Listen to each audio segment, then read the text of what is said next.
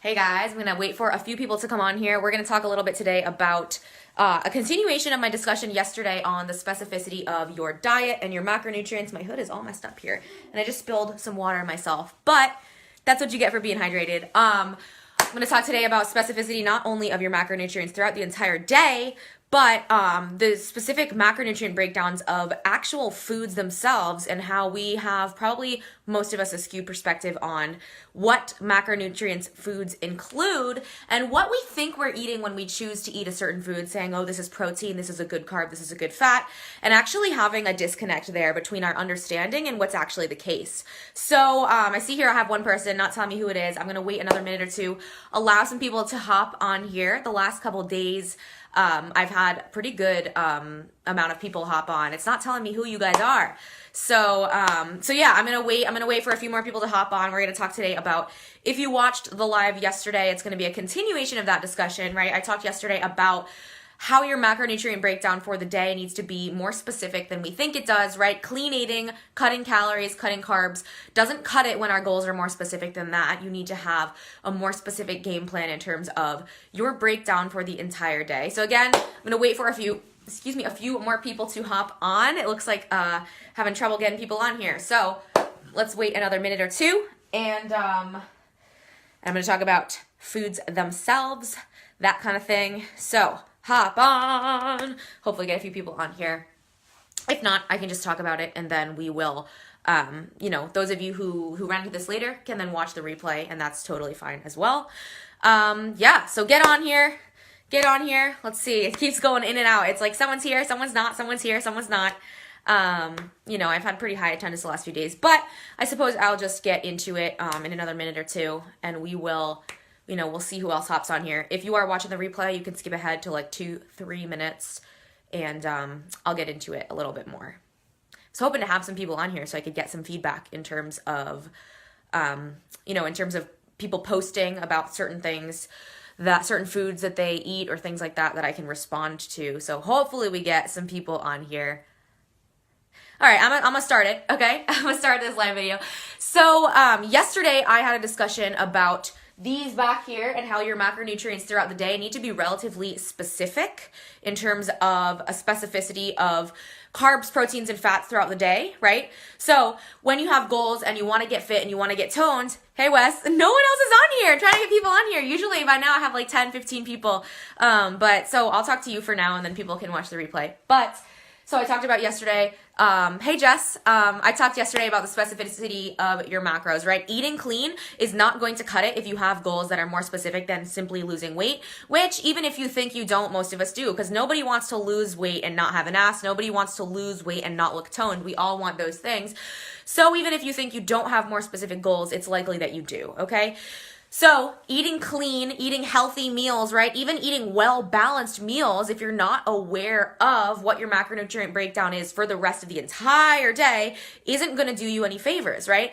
And if you didn't watch my live from yesterday, go ahead and watch that one, after this or whatever, and catch yourself up, right? Because this is going to be a continuation of that. So we're going to talk today about how there is another level of specificity going on here, right? There's another level of specificity. So not only do you have to have specific macronutrient breakdown, right? Specific macronutrient breakdown for your day to reach your specific goals. But there's another level of specificity there. So if you look at these diagrams being carbs, proteins, and fats, right? Your day is split up into percentages of carbs, proteins, and fats for the entire day based on what your goals are. And the biggest thing that I went over yesterday that I just want to repeat again, the biggest thing I went over yesterday is the fact that when you want to gain muscle and when you want to lose fat, right? You actually eat more protein. You eat almost twice as much protein every day when you're looking to lose fat and just maintain protein, right? Than you do when you're trying to build muscle. So if you want to build muscle, doubling your protein and that's it is not going to cut it. If you want to build muscle, you actually double your carbs. You eat less protein and you eat more carbs, because when you have carbs, that goes to energy. Your protein is then not being used for energy, and the protein that you're taking in is then able to be used for muscle building. So a lot of people make the mistake when they want to build muscle of if they want to build muscle and stay lean, right? They want to build muscle and stay lean. They say, I can't eat carbs, but I have to double my protein. And what ends up happening is their body only ends up using half of the protein that they're consuming to actually build muscle, right? To actually build muscle. And the rest of that protein is just being burned off for energy, right? So if you could eat half as much protein and then have carbs that your body is using for energy, you're not going to gain weight from that. You're going to end up looking more toned and leaner, right? Just from eating the carbs. So I'm going to repeat that one more time for those of you guys coming on here, because I know for a lot of women especially, this is going to be like revolutionary, right? So when you want to burn fat and maintain your muscle mass, you actually eat twice as much protein as you do when you're trying to build muscle. So the biggest mistake that people make is saying, if I want to build muscle, I have to eat a shit ton of protein. And the answer is, you have to eat a balanced amount of protein. You have to eat probably more protein than the average person, but you would eat twice as much protein if you weren't trying to gain muscle, right? If you're trying to gain muscle, what you eat more of is carbohydrates, okay? Carbohydrates, because your body can only absorb so much protein at one time. Your body can only absorb so much protein at one time. So if you really want to gain muscle, your carbs actually need to go up, right? And if you're burning fat, your protein's actually higher than it might be if you're trying to gain muscle, right? What you change is the carbs. So that's what I talked about yesterday. I talked about the specificity of your macronutrient breakdown throughout the entire day, right? And I talked about how these 3 pie charts here, if you weren't here yesterday, these 3 are actually a simplification, right? Because most of us have goals that are between some of these things. You might say to me, well, look, first of all, there are percentages here that are ranges. If it says, if I want to gain muscle, it says 40 to 60% of your day calories from carbs, well, what does that mean for me, right? If you look at this on Google, you might say, oh, I'll just take the number in the middle, but it's still not the same as someone working with you, someone who's worked with people's bodies before in building intuition, right? You have to combine the mathematical equation with a little bit of intuition in terms of how can I make this work for your body based on your goals, right? And then the other level of it is that a lot of us have goals that are between gaining muscle, maintaining, and losing fat. A lot of women, they want to gain muscle and remain toned while losing fat, which is a little bit difficult to find the balance for, right? So looking at these diagrams and calculating your own macros many times is not going to help you that much unless you have the intuition built already, which is something that I have, and that's something that I help women do. So these pie charts here represent your day as a whole, right? You have different levels of proteins, carbs, and fats. And if you're eating clean and cutting calories, that's why you're not reaching your goals. It's a higher level of specificity. And now the other factor of this that I want to bring today, right, is that actually, if you look at this pie chart, that represents your day, right? But you can also look at this pie chart, taking it down another level, as representing a food, a specific food. Most of us think, okay, so if I need a certain amount of carbs, proteins, fats, or whatever, I'll take this food source. This food source is a protein. This food source is a carb. This food source is a fat. But that, again, is a simplification, because 9 times out of 10, most of the food sources that we are eating have a certain level, have a certain percentage of each macronutrient in them. So figuring out throughout the day is a lot more complicated than that, right? Like the blue section for protein is not all going to be one food. One food has a certain level of percentage in all of those sections, right? If you're eating a protein that is less lean, you're going to have fats in there, right? If you're eating a protein that's more lean, that's very lean animal sourced proteins are probably going to be the most isolated macronutrients that you'll have, as well as like healthy fats, right? But when you start to look at other things, right, other foods, a lot of people say, okay, well, I'm eating beans and that's a great protein source. And this is another thing that actually, it becomes more important with people who are vegan and vegetarian, because they're not understanding that, yeah, beans are a good source of protein, but they're also almost a 50-50 split between protein and carbs, right? You're eating carbs when you're eating beans, and when you're eating chicken breast, you're not eating carbs. So you have to understand that certain foods have more than one macronutrient in them. And that's the main thing that I'm going over today. So if you guys want to comment below any foods that you feel are a great protein source. So not only are a lot of foods more than one macro at one time, but a lot of people have like a very fundamental misunderstanding of what certain foods are primarily composed of. Excuse me, I just had a huge gulp of coffee. So for example, and I remember this back in the beginning of my college years, when I think back to the point now, I'm like, wow, I was really uneducated, but everybody knows when you're in college, it's like, damn, I'm in the cafeteria, I'm trying to find something good to eat, right? And I thought if there was not a good protein source, if there was no chicken that I wanted, if there wasn't anything that was a protein source, because at the time I was like, I gotta eat protein and vegetables and that's it, which was like fucked up. But if there wasn't a good protein source, I said to myself, oh, I'll just have like peanut butter. Like peanut butter is a good protein source. Like I can't tell you the number of people who come to me and they're like, oh, well, okay, so if I need more protein, I'll eat nuts and I'll eat peanut butter. I don't know where that misunderstanding comes from, because I thought the same damn thing. It's not that nuts and peanut butter don't have protein in them. They are good sources of protein, right? But the thing that people aren't understanding is that for the most part, nuts and peanut butter have twice the number of grams of fat as they do protein. So for example, a serving of peanut butter has about 8 grams of protein, has about 16 grams of fat for certain types of peanut butter, right? So my point is, like, yeah, peanut butter might be a source of protein, but it is not only a source of protein, right? So if you're not taking into account the fact that you are actually getting your fats down a lot in that regard too, you're gonna be off. You're gonna be off for the whole day. So not having understanding of your macros throughout the entire day, like I talked about yesterday, is gonna make you wonder why the clean eating approach, why the healthy diet approach, why all my meals are good. I'm eating chicken, broccoli, sweet potatoes, right? You can be eating only all of those healthy things and still not be reaching your goals, right? If those numbers aren't adding up at the end of the day. So that's the first fundamental misunderstanding, but it is also fed even more by a misunderstanding of how our foods are composed. So if you guys are on here, right, most of us have a pretty good understanding of our protein sources.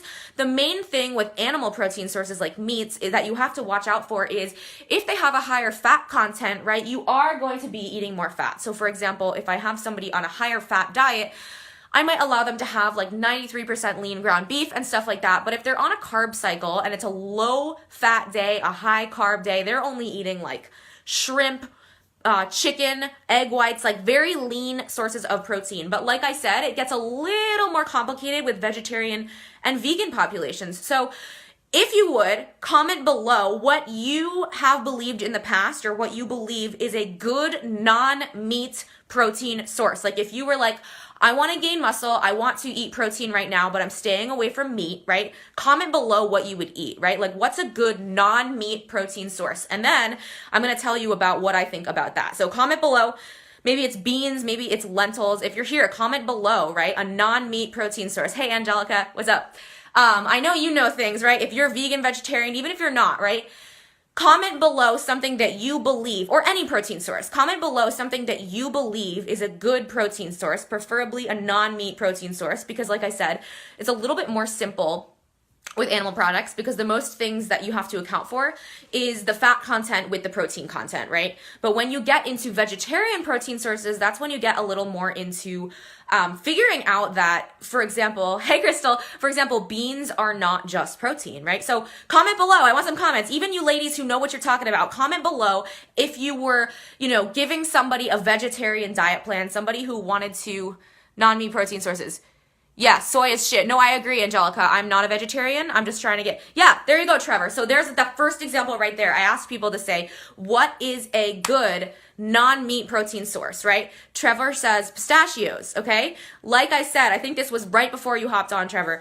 But for the most part, nuts and nut butters, right, have twice the amount of fat as they do protein. So it's not that it's not a good protein source, but it's that people have a fundamental misunderstanding of what they're eating when they're eating pistachios, when they're eating peanut butter. They say, this is great, I'm having a good source of protein, right? But they're not looking at their macros throughout the entire day. And if I say, look, I need this much protein and this much fat and this many carbs, and I'm eating pistachios or peanut butter and thinking that that's an isolated protein source, I am not taking into account my proper fats for the day, right? Because not only am I getting less protein than I think I'm getting, but I'm also getting a shit ton of fat with it. So that's when you have to understand that 90% of the foods that we eat are not going to be one isolated macronutrient. They all have a percentage of macros in them, and if we have a fundamental misunderstanding of that, it makes it much more difficult to figure out what our requirements are for the day as a whole. So artichoke, spinach are higher in proteins, nuts are fats. Exactly, Angelica says nuts are fats, and that's one of the biggest misconceptions. I used to think that nuts and nut butters were like protein, protein, protein, and now I'm like, shit, that was dumb. So let's get into if you are a vegetarian or even if you're not, right? A lot of people think, okay, so I'll have a salad and I'll put beans on it. I'll put lentils on it, okay? That's a good protein source. And there's two factors at play wow, one of my nails is like gone. But there's two factors at play when we start to talk about protein and beans, lentils, those types of sources. So the first factor is that what I've been talking about before, right? Beans are not an isolated source of protein, which means that for the most part, beans and lentils are actually going to have a pretty similar amount of carbohydrates in them as proteins. So if you look at a salad with beans on it and you say this is the same thing as a salad with chicken on it, that is a fundamental misunderstanding of the foods that you're eating, and it's really going to affect your progress if you're trying to match your macronutrients for the entire day. Because not only are you getting about half the amount of the protein that you think you're eating. If you're eating a salad with chickpeas on it versus a salad with chicken on it, the chickpeas are probably about half the amount of protein, right? Not only that, but you're also getting another source of carbohydrates that you wouldn't be getting if you were eating the chicken. So chicken and rice is not the same thing as beans and rice, right? Beans and rice has like 1.5 times the amount of carbohydrates, generally speaking, right? So that's the first factor there, that a lot of vegetarian sources of protein are misunderstood because number one, they're either actually much better sources of fat. So you're going to be getting a lot more fat than you think and a lot less protein than you think. Nuts, nut butters, that kind of thing. Or number two, if we're talking about beans and legumes and things like that, you're actually getting kind of a 1-to-1 ratio of protein and carbs. So not only are you getting half as much protein as you think you're getting, right? But you're also getting a serving of carbs with it. And if you don't understand that, you could be eating too much or too little of a certain macronutrient throughout the day. So like I said, even if you understand your macros for the day and you say, I need this number of grams of protein, I need this many servings of protein and blah, blah, blah, blah. Even if you think you're matching those macros, it could be that you're not because you have a fundamental misunderstanding of food. So these two things are going to feed off of one another. What I talked about yesterday in my live is going to feed off of this and vice versa, okay? And the second issue I want to talk about is the issue of a complete protein and an incomplete protein, right? So we have 9 essential amino acids in our bodies. There are more than 9 amino acids, but only 9 amino acids in our bodies are the ones that our bodies cannot produce on their own, which means that we must consume them. So as we know, amino acids are responsible for building muscle and things like that, okay? So if you don't have all of your amino acids, you can't do that. Like I said, your body can produce and create certain amino acids, but there are 9 essential amino acids that your body cannot produce on its own. So if you do not consume them from food, you will have a deficiency. Now, a complete protein source is known as a protein source that has all 9 of those amino acids within it. So for the most part, if we're eating meat, chicken, beef, like any kind of meat protein source, those are usually complete proteins, right? Because they're animal sources, which means that if you're eating chicken and all that stuff, it has 9 out of 9 and you're fine and you don't have to think about it, right? But if you are a vegetarian or you're trying to get protein from a vegetarian source, eating beans is not going to cut it, right? Eating beans is not going to cut it because beans only have 3 or 4 normally of those 9 essential amino acids. Half or less than half of those 9 essential amino acids are included in beans. So if you eat beans and you think that you're getting a full protein serving, you're not. So that's the first thing. And then like I said before, you're getting more carbs than you think you are. So if we look at a variety, and this is where nutritional anthropology comes in. This is where my historical anthropological brain comes in, right? Yeah, and that's when you want to take BCAAs, amino acids, things like that, especially vegetarians and vegans out there, okay? But like, I don't think anybody who's uneducated on their nutrition should ever even try to be vegetarian or vegan, but unfortunately that's not the way that it goes with most people, and I could go for days on about the same thing with keto, but people, they think that they are qualified to follow diets that they are hurting themselves with because they don't know shit about food. That's just honest right there. But I lost my train of thought. What was I about to say? Yeah, so that's why Angelica, that's why when you look at several cultures, so this is one of the best examples here, okay? There are several cultures, not just Mexican, like there are a lot of different cultures, right, that have cultivated beans and corn and rice and those types of food as paired together. There is a reason beyond just taste, right, beyond just culture, right? There is a reason that we have paired these certain foods together. So if you look at the 3 sisters, right, when we started domesticating food, beans, corn, and squash, right? Yes, these actually were able to be cultivated together because, as we know, if you learned any class and stuff like that, the cultivation of the soil for these 3 crops, you know, they complemented one another, so it made them more able to cultivate those crops, right? But pairing certain foods together creates a complete protein profile. And what I mean by that is, like I said, if you're eating chicken, you have a complete protein. You're getting all of those 9 essential amino acids. If you're eating something like beans, you're not. You're getting maybe half of those essential amino acids. So in order to get the same level of protein in terms of completeness for the 9 essential amino acids that you would have if you were eating chicken, you have to then pair those beans with something else. And this is called like a complementary protein, right? So in certain cases, beans and rice can be paired together because not only is rice a carbohydrate, but it does have some of those essential amino acids in it, as well as corn, beans and corn. So if you pair these things together, you start to create, right? You start to create a full protein profile. But then, like I said, it's so complex. There are so many factors going on. And this is why if you want to have a specific diet that really helps you reach your goals, most of us really do need coaching, right? I didn't learn all this shit on my own. I had a coach for a while. I had someone constructing meal plans for me and I was learning on my own and all this stuff. But like I needed a coach to really get me on track with all this shit, okay? And now that I've been through that experience, it makes me more able to do what I do. So my point is, if you have a chicken breast, right, and it's a complete protein profile with 9 essential amino acids, and then maybe you're eating rice, which has 3 essential amino acids, and then you're eating beans, which have the other, 6 or something like that, right, that then becomes a full protein profile.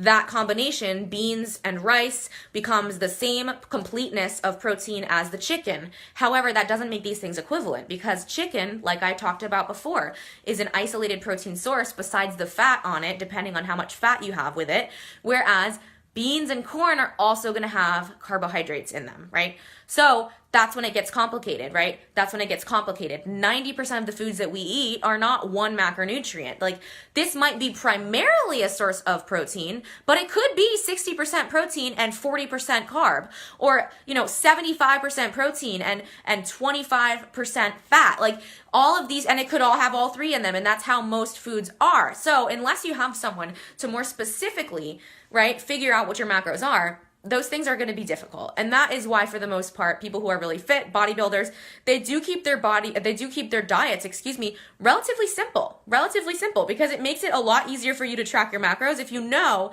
that this is mostly a protein source, this is mostly a carb source, and this is mostly a fat source. If you're eating a lot of processed foods, right, foods that have a lot of different percentages of macronutrients in them, not only are they more processed and not as good for you, but it's also a lot more difficult to track things and figure out how they would go throughout the day.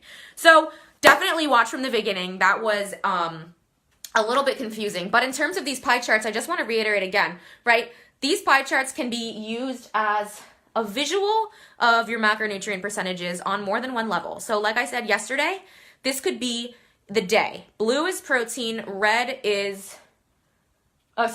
blue is carbs, red is protein, and purple is fat, right? So this can be a representation of your macronutrient throughout the day. The circle is your whole day, how much you're eating and how much of each thing you're eating. But then if you take that down another level, right, this can also represent the macronutrient ratios that are present within one single food. So if you are eating beef, you are eating chicken, and you're like, this is protein, and I'm going to put that with a vegetable, and then I'll put nuts in there. Or you're eating nuts, and you're like, this is protein, or this is fat. Or if you are labeling the foods that you eat as one macronutrient or another, that is a simplification that's going to bite you in the end if you really are looking for that level of specificity. So again, that's where a coach comes in. That's where someone who is figuring out your macros come in. I don't want to make this too long, so definitely watch from the beginning and watch this in relation to the video that I posted yesterday. These things are all really important to understand, right? If you have questions about your macros, if you don't understand why you're not reaching your goals, like you're eating healthy but you're not reaching your goals, like I said, there's a reason for that, and it's a mathematical equation. You just have to have the knowledge of it. So if you guys need some help with that, I'd be happy, right? Comment below, comment, share, let me know. This is why I help women figure out their diets, get them on the right track. And I also educate them as they go, right? Because that's what my coach did for me when I started with her years ago, when I had my first coach, that's what she did for me.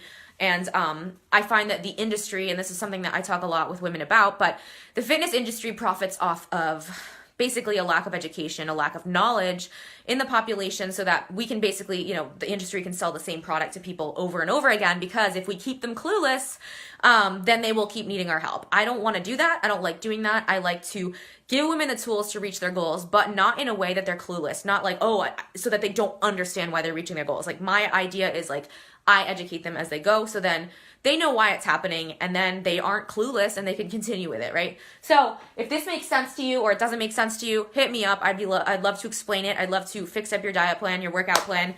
Comment, like, share, and I will talk to you guys really soon.